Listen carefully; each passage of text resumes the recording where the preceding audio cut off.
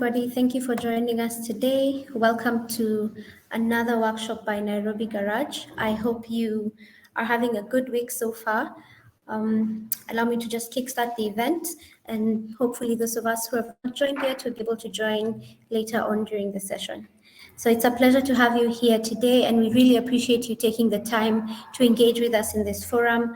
My name is Simone Asker, and I'm the community manager at Nairobi Garage in Karen. For those that are not familiar with Nairobi Garage, allow me to just do a brief introduction. So we are actually Africa's largest and coolest business and innovation workspace and co-working community. We have flexible workspaces that give your business the space to grow and get connected to large networks of similar-minded professionals and to increase your impact and your scale. Our spaces offer a variety of amenities, including fully furnished offices, we have breakout spaces, reliable internet, bottomless tea and coffee to keep you alert throughout the day. We have a virtual network of 1,000 plus entrepreneurs and professionals. We are home to over 150 growth-focused, innovative businesses. We have weekly events where our members get to network and connect with each other, and even with the wider business community. And currently we have 4 central locations in Kilimani, in Karen, in Spring Valley, and now in Westlands, where actually we are hosting the workshop today. So we believe that co-working drives innovation, and whenever people share spaces, they're able to collaborate and create things they wouldn't be able to do on their own. And one of the ways we foster these collaborations is through our workshops. So we host workshops at least once a month where we invite experts from the larger business community in Nairobi to share their expertise and knowledge to enrich the businesses within Nairobi Garage and also our networks outside.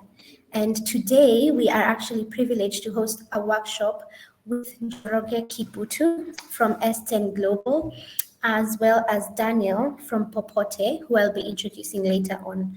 So today's workshop really is focused on leveraging technology to increase financial growth.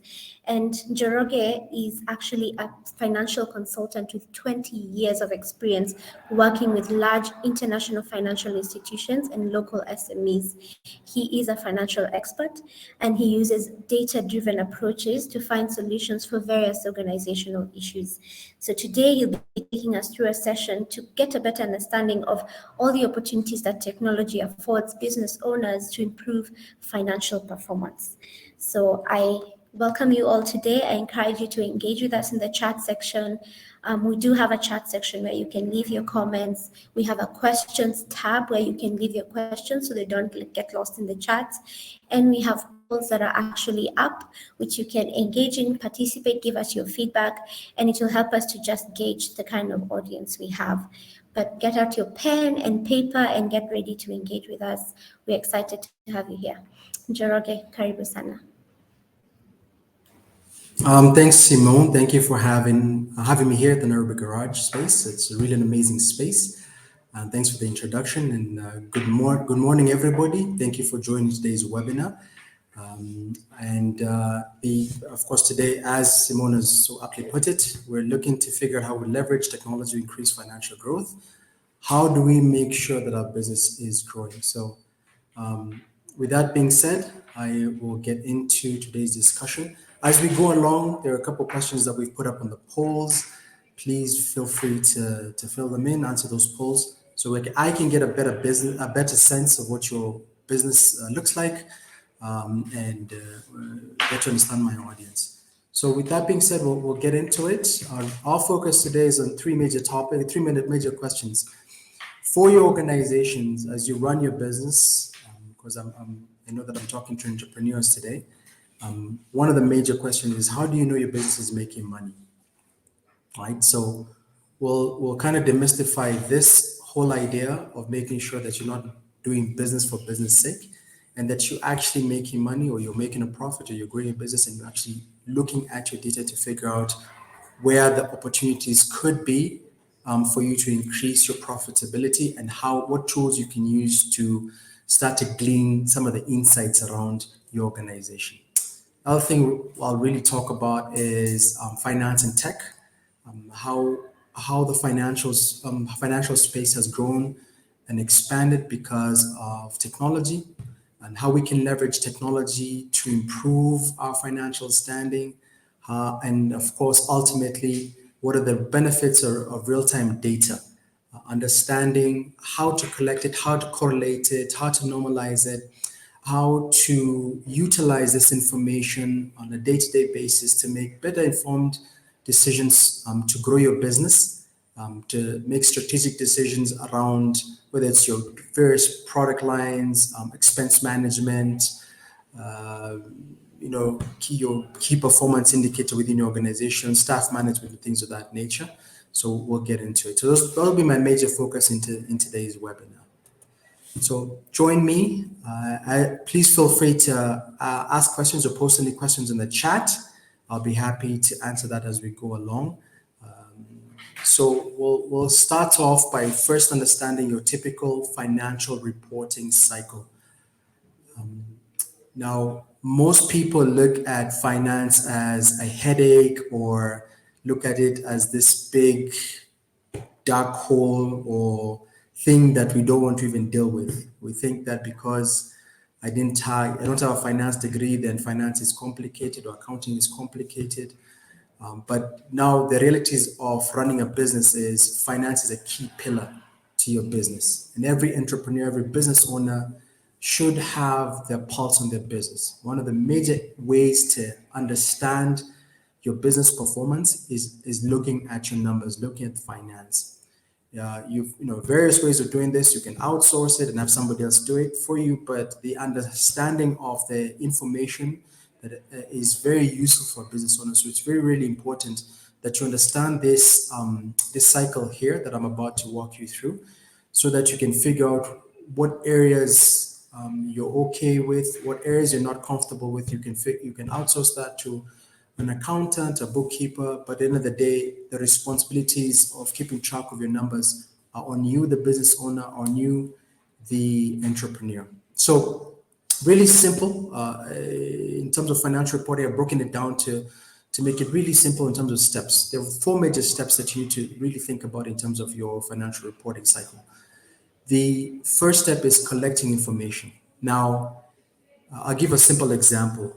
You're running your business, you take your one of your clients out to coffee and you get a receipt. I'm really hoping we don't crumple that receipt, throw it in your pocket or throw it in your glove box and forget about it. That's a good example of collecting, a way for you to collect real-time information. You put fuel in your car, keep the receipt, keep the information, so that then these are the various avenues for collecting information. Not just the spending part of it, but even when you go to your suppliers, if you have a product-based business, you go to your suppliers and commit to purchase a number of products. Take note of that commitment, note it down somewhere, or you can get set up an LPO or get an invoice from your supplier, and that invoice should be kept in a very centralized place, so that you can be able to manage the financial information and financial data actively. So that's one example. Step 2 is recording this information. After you've collected it, you collect all these receipts, all these invoices, all these LPOs, estimates, and so forth. You want to start to record it or keep it, or put it together in a centralized place, so that you can be able to report or review it. So recording it is very simple. I'll talk about a few tools that are available in the market later on in my presentation. But recording it is very, very important. Rather than have bits and pieces all over the place, sticky notes all over the place, you want to harmonize it and put it in a central place. So that's part of the recording exercise, which is step 2. Step 3, now once you've gone through the process of recording the information, collecting the information, recording the information, you now want to review it.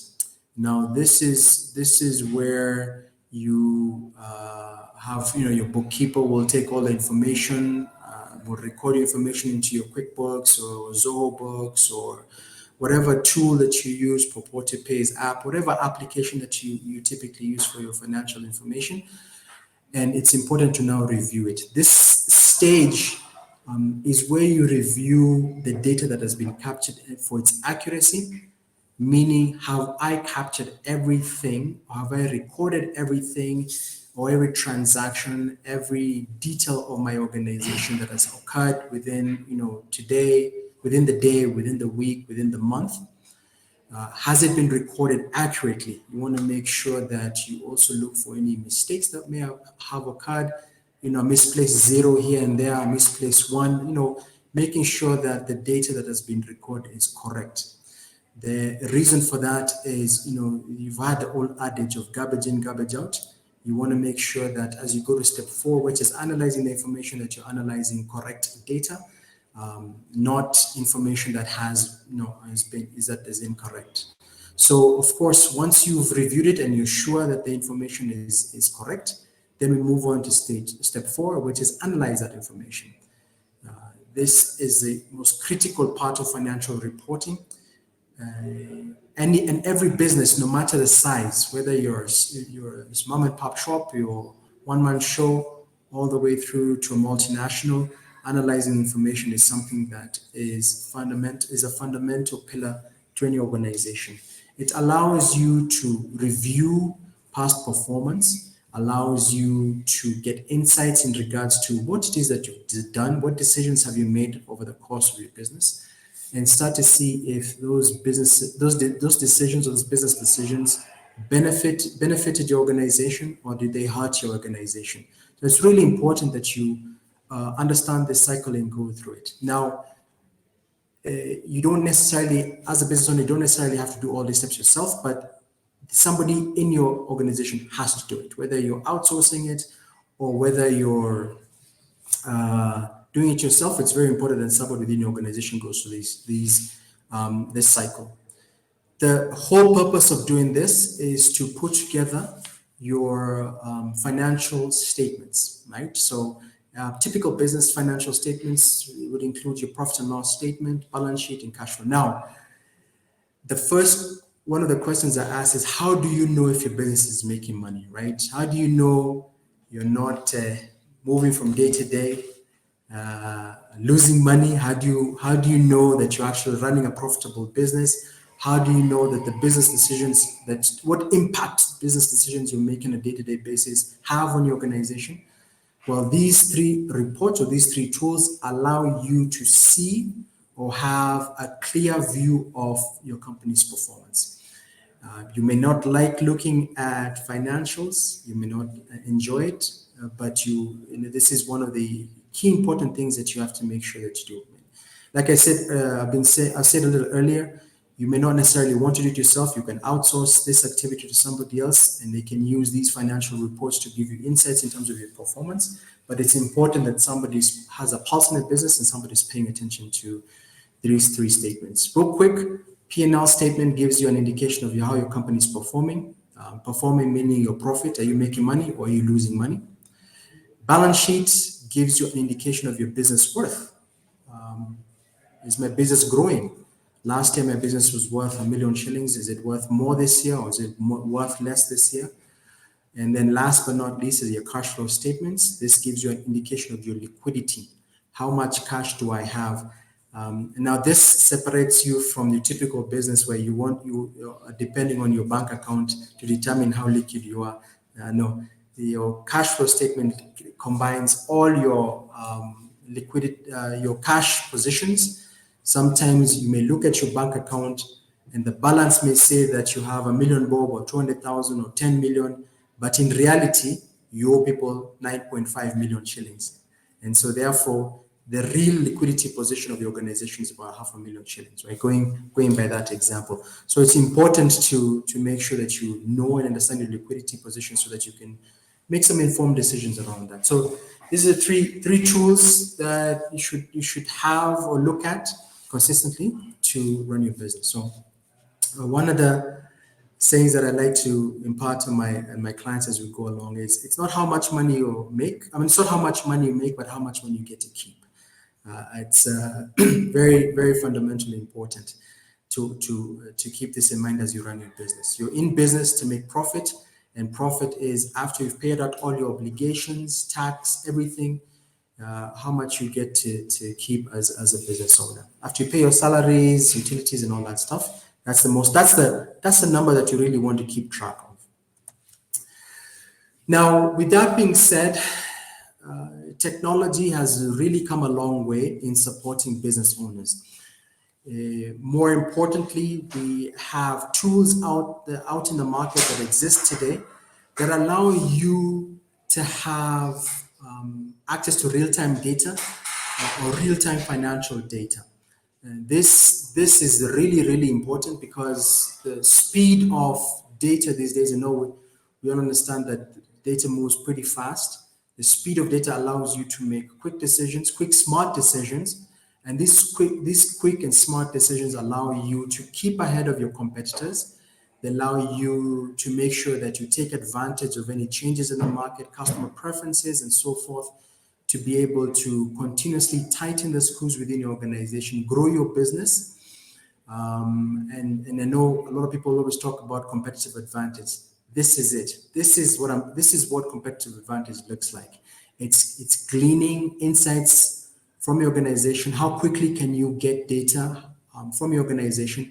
How quickly can you utilize that data to make good decisions, right? So in the past, a lot of people have bookkeepers and accountants that would come to the organization once a week or once a month, and then they would give you a report, at the end of the month or at the end of the period.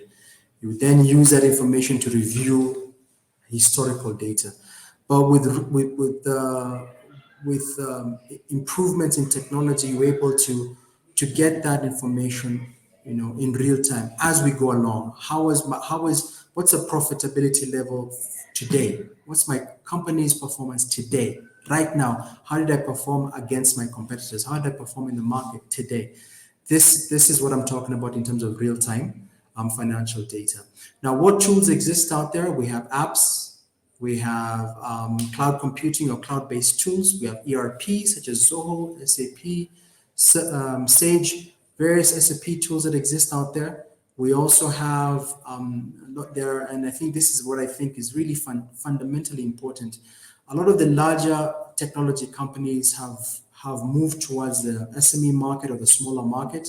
So their ERP products are now subscription-based, so SaaS-based, meaning that you are able to play with the big boys, utilize the tools that are available for the big boys out there, and use those same tools that are adopted by the large organizations and make it work for you.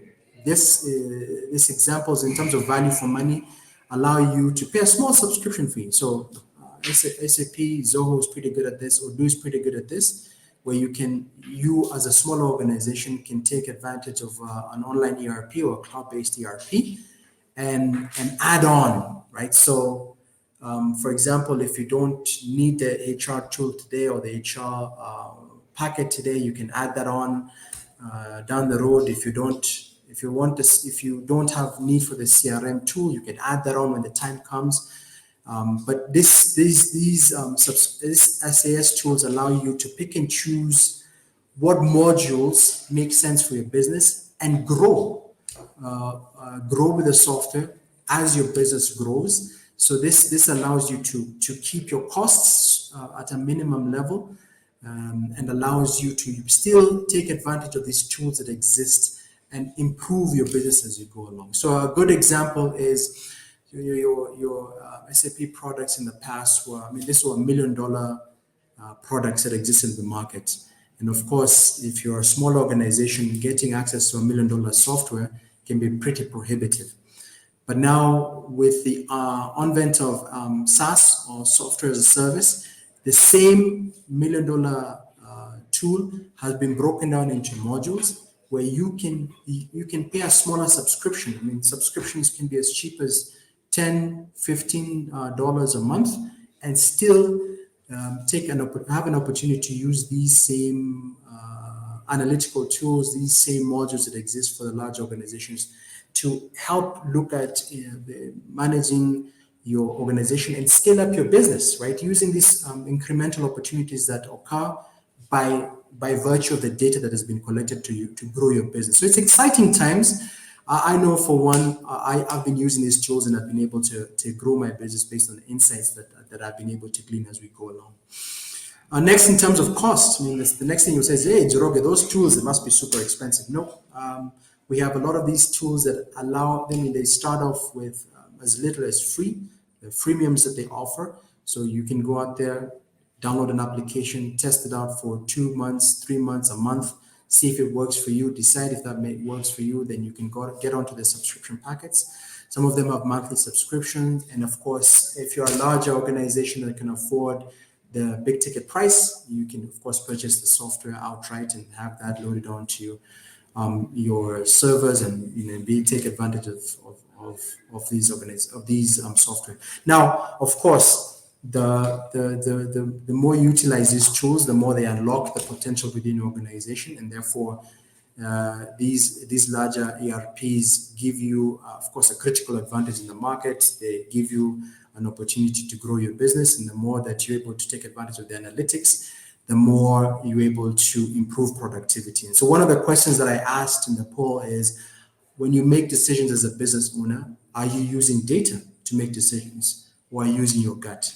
Right? So you're in the marketplace, you're trying to decide between one or two products. If this supply is offering 30-day payback period, another one is offering you a discount on a cash purchase. It's very important to be clear on which of those would be advantageous for your business. So, and this is where I talk about utilizing data.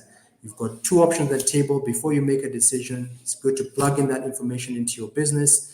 You take a look at the tools that I talked about earlier, the reports, your P&L, balance sheet, and cash flow statements, to start to make some decisions that will be beneficial.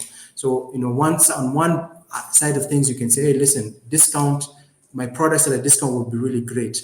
But if your products take 6 months to move, then you might look at it as a disadvantage to your organization, because now you're parking money into your warehouse, and that money could be better utilized somewhere else, and therefore it might be a good idea to take advantage of the supplier that's offering you in terms of credit, so that you can also manage your cash flow as you go along. So these are the things that I'm talking about, taking advantage of these opportunities based on real-time data, based on these tools that exist in the market.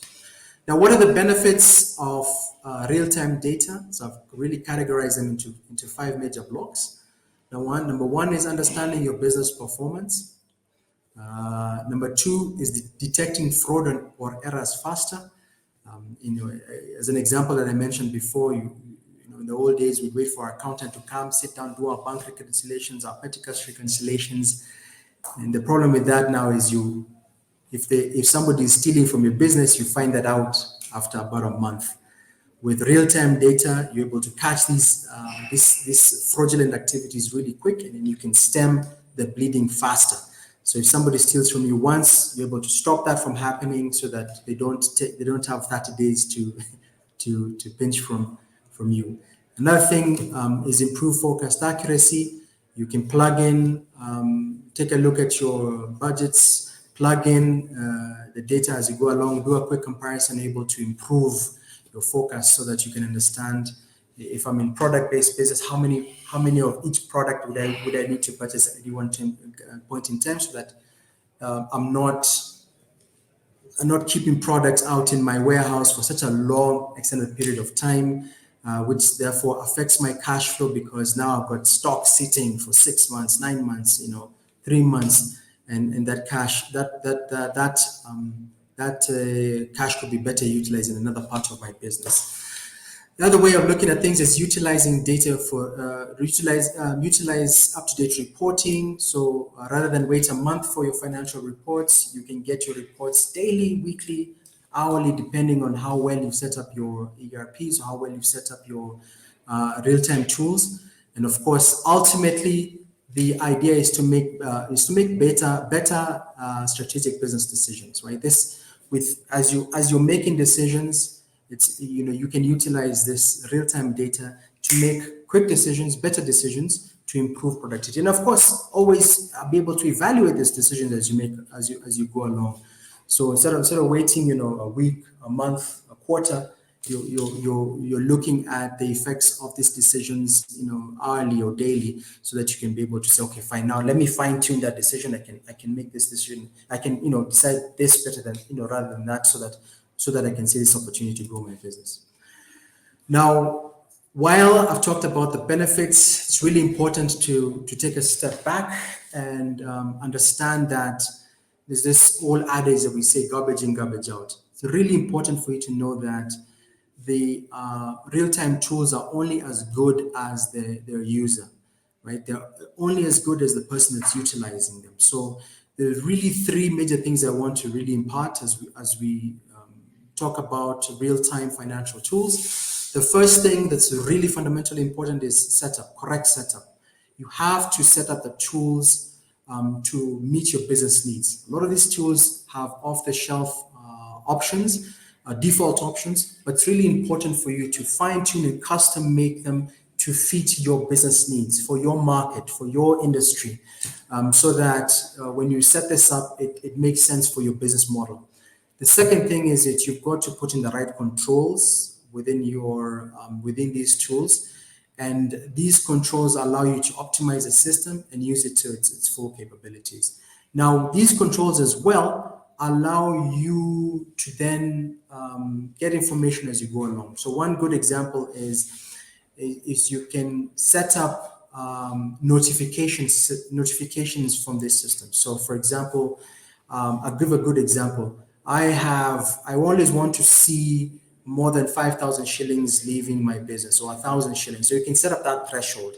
So if somebody takes out money from your bank account that exceeds this threshold, then it alerts you. You get an SMS or you get some sort of notification for you, so that you're always aware, hey, that could be a potential fraudulent activity because I either didn't authorize it or, for whatever reason. So you keep these little notifications in place, there's these controls in place that allow you to keep track of what's going on within your organization. And of course, last but not least is your system review.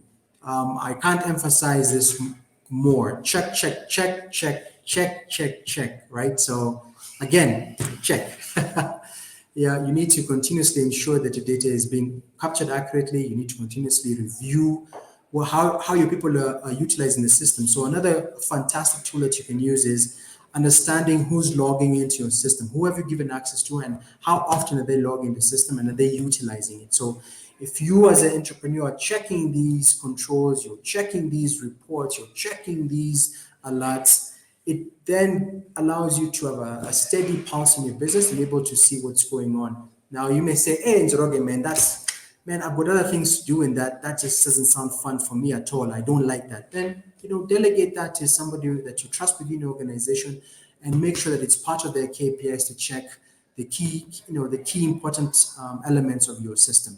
And of course, you have to review that this person is actually doing their job and they're alerting you to any let's say, fraudulent activity or any abnormal activities that are happening within your organization. And also, of course, any fantastic things that are happening, right? So sometimes your sales guys do some really great things. You want to know what those are real quick and make them do it more and more so that you can ladder up or scale up your business. So this are the things I'm talking about.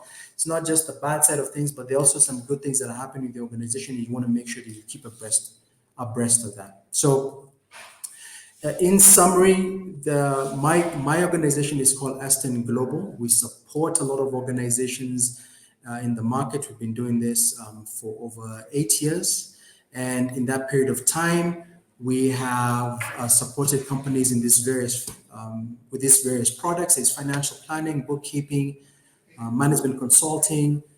We've help companies set up their ERPs, set up their controls, even go back and do testing on these controls, so that we can be able to give you a nice little health check meter or health check indicator of whether you're doing things the right way or not.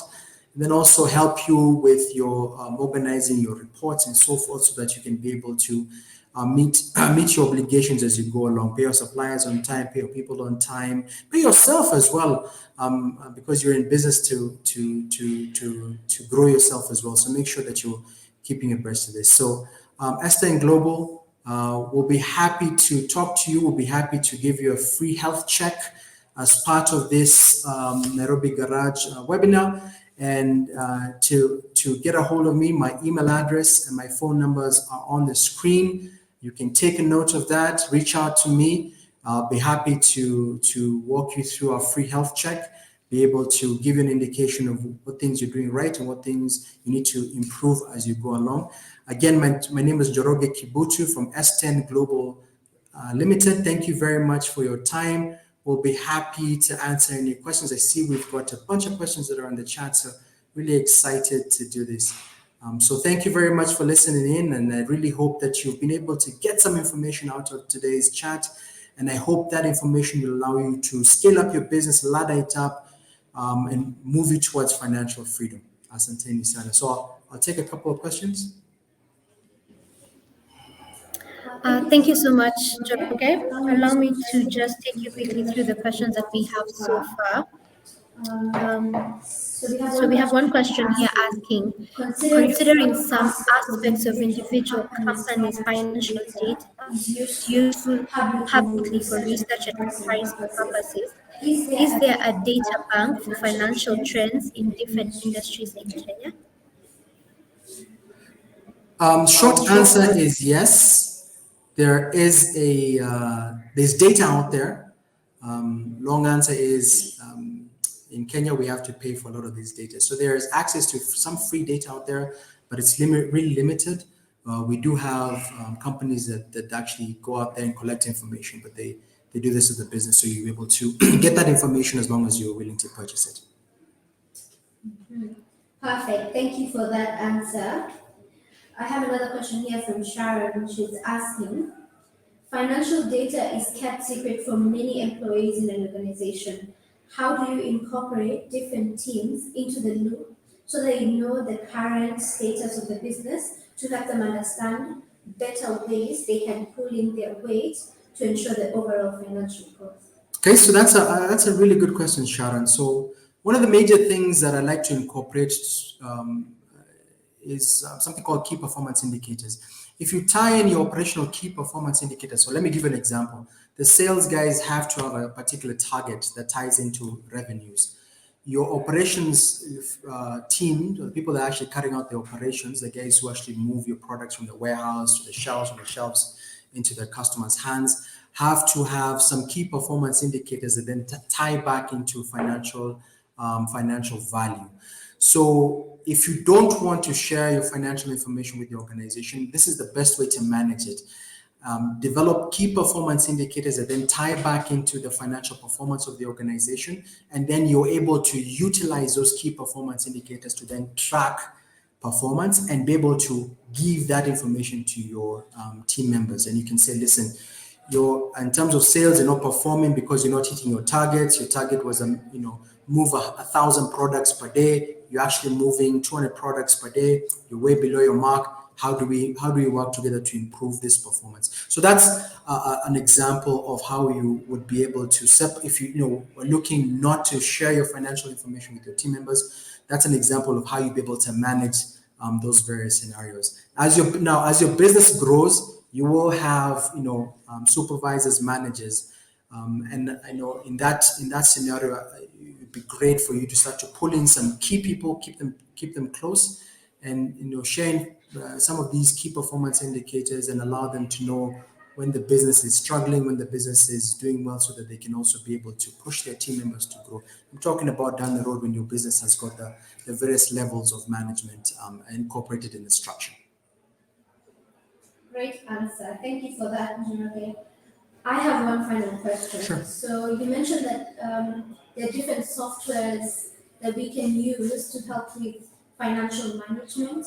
And I guess from my experience in the industry so far, most of these softwares that companies use locally are actually crafted and curated abroad. So you're using a CRM that's created in the US and kind of built to target their market and how their business is run there.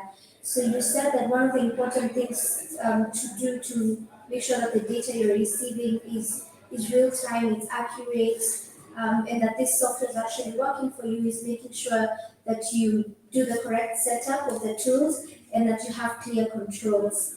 So in a scenario where the software is not available locally, or really there's no local team to assist with just curating those tools and making sure that it actually fits directly what your business needs, would you recommend that then we move away from softwares that are already built and are not working, and that we come up with our own ERP systems and softwares that will be crafted specifically for what our businesses need? Okay, so that's a really good question.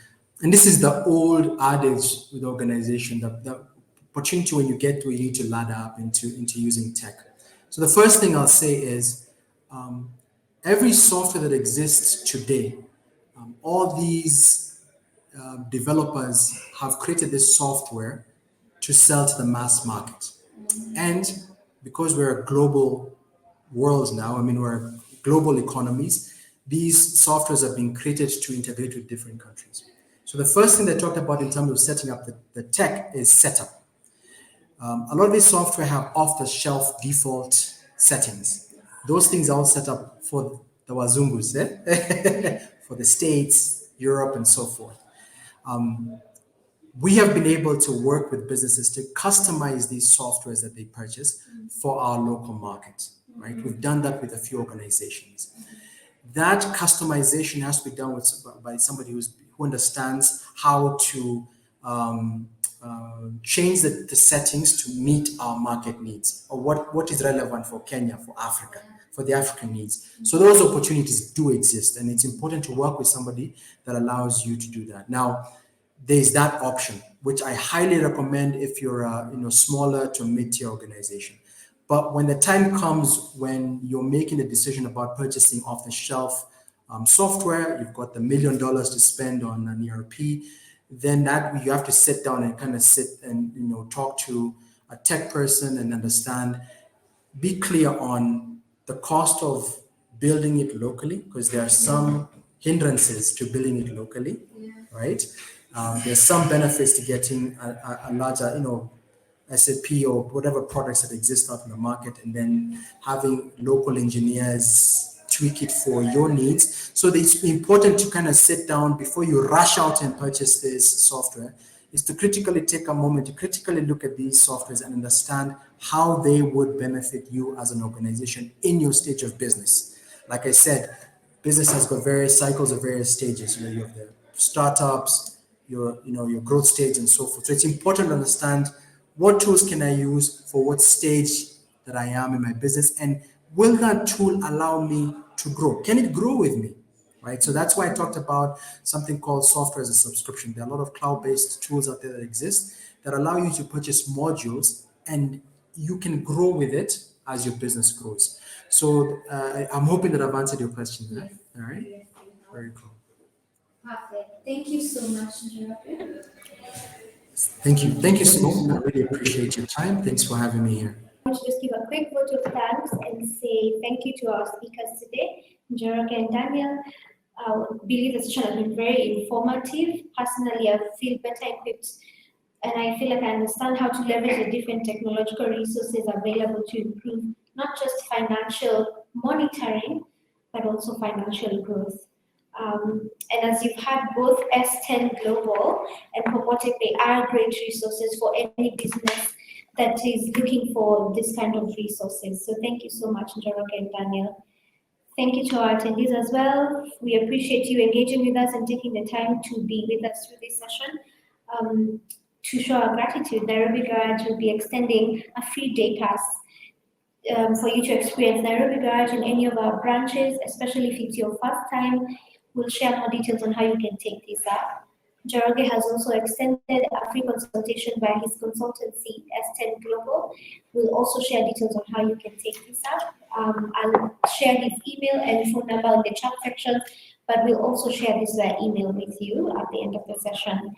As well, you've had from Daniel, Popotipe are offering a very kind offer of 3 months free subscription to their platform for anyone that's looking for a management system for helping you to manage your spending. We'll also share more details about this, but we appreciate you taking the time to be here with us. We hope the session was informative and useful to you and to your business, and we look forward to engaging with you in the next workshop. We'll share more details on this. You can engage with us in our socials on LinkedIn. We'll have the recording of this session up on YouTube, and you can continue to engage with the content there. Thank you, everybody, and wish you a lovely day.